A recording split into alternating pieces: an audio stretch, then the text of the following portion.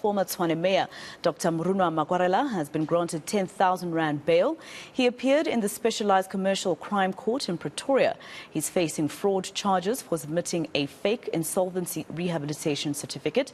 Our reporter Pule Letshwiti-Jones is tracking the story, and he joins me now live for more details. Pule, just start off with him, pleading not guilty to this charge. Did his lawyer explain why he would plead not guilty? I thought he's the one who gave the council that fake certificate. Okay, how are we doing? Yeah, definitely. What we understand here is that he's facing 2 counts of charges of fraud as well, which includes uttering, one of which he failed to disclose his insolvency certificate, and one in his capacity as a councillor with that insolvency certificate, where he received just about 1.45 million.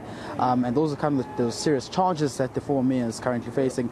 There still wasn't no counter arguments from his representatives as to why he wasn't pleading guilty, but as far as we are concerned, Mr. Makwarela still believes that he's done nothing wrong. But we're joined by the NPA here in Tshwane, Lumka Mahanjane. Just want to speak to us this morning. Lumka, thank you very much for speaking to us.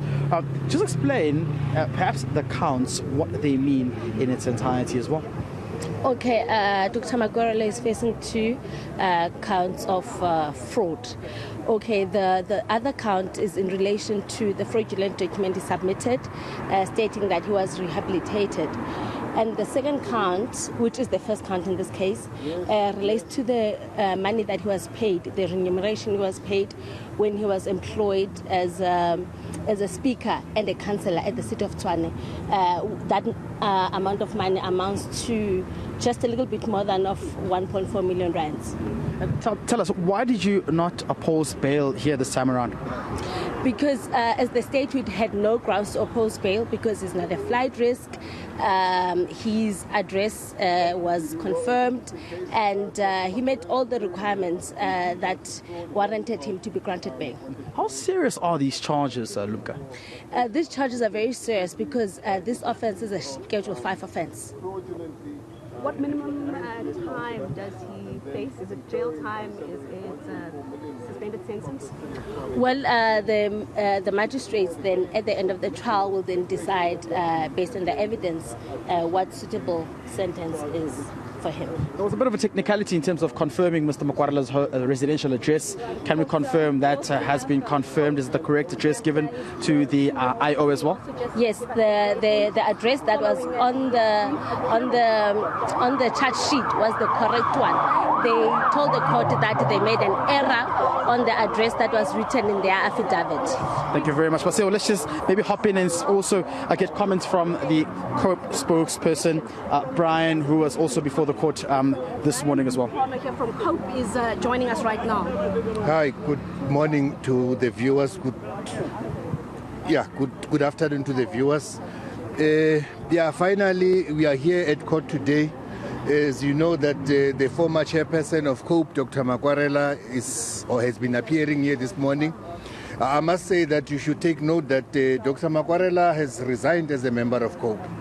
And in this situation, he is now facing the court of law, which will have to ventilate the matters as they stand. But be that as it may, we want to believe into the competencies of our criminal justice system. We hope that Dr. Makwarela, as he's having his day in court, will eventually be judged by what evidence is presented before the court. In which capacity were you supporting him? Because we know there's factions in COPE as well, but were you here as a friend and close family friend member, or as a spokesperson and party representative of COPE? Look, apart from him being a friend, you must remember he is the former chairperson of COPE. But I mean, I'm here now as a capacity, as a friend who definitely, when the man is down, he must be given the support. We must always be rallying behind him, irrespective of the situation or the situation that he's facing. We are currently in a situation where we are saying that let the law take its course. We will rally behind him, we will support him, and that's That's our take. What do you make of the allegations of Mr. Makwarela saying that he was coerced by other ANC councillors in actually not disclosing this fraudulent insolvency certificate as well? Look, that Twitter thing, it's still a subject of debate. I can neither confirm or deny the authenticity of that. Sorry to interject, but it was mentioned in his affidavit in court as well. It was mentioned in the affidavits in court, but like I'm saying now, that matter is still a subject that needs to be ventilated and argued upon, because the authenticity of Twitter accounts and all that, it's something that can be him, her, kind of a situation. Thank you very much, Mr. Brown. Of course, I see Brian from COPE, the spokesperson. Let's just get a comment from the Hawks as well, from Katlego, who speaks on behalf of the Hawks. Let's just take a listen to what you're saying. Getting the job done forward, Mayor of the City of Tshwane. There's often concern from the public domain that politicians, in particular those who held high office, do not really feel the true might of the law. They get off very easily. Are we going to see justice prevail and proper and thorough investigations here? Definitely you will see justice prevail. As you have said, this is a serious offence which results in people having jobs that they are not due to them because of handing in over fraudulent certificates. How are we going to perhaps prevent any political interference? The Hawks will be investigating, as we have already done, without fear or favour or prejudice of everyone. Just a quick one. Are we expecting more arrests? Obviously, there is an originator to the alleged fake insolvency certificate which was produced by Mr. Makwarela. The investigation is underway as to divulge, or rather find out the origins of the said certificate. Very much. That's the spokesperson from the Hawks chatting to us this midday. Masiho. Seems as though investigations are still quite underway, and that Mr. Makwarela has been granted a bail of about 10,000 rand. Of course, there are conditions you'd have to abide by would come with these bail conditions. But of course, we had a chat with him earlier on. Mr. Makwarela seemed quite composed and relaxed, quoting biblical scriptures, saying that he was in high spirits.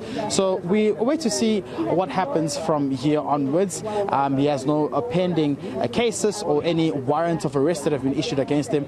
So we're still waiting to see what will be the way forward going ahead, as the Hawks have alluded, saying that the matter is still currently being investigated. All right, Pule Letshwiti-Jones live for us in the capital. Let's leave it there for now.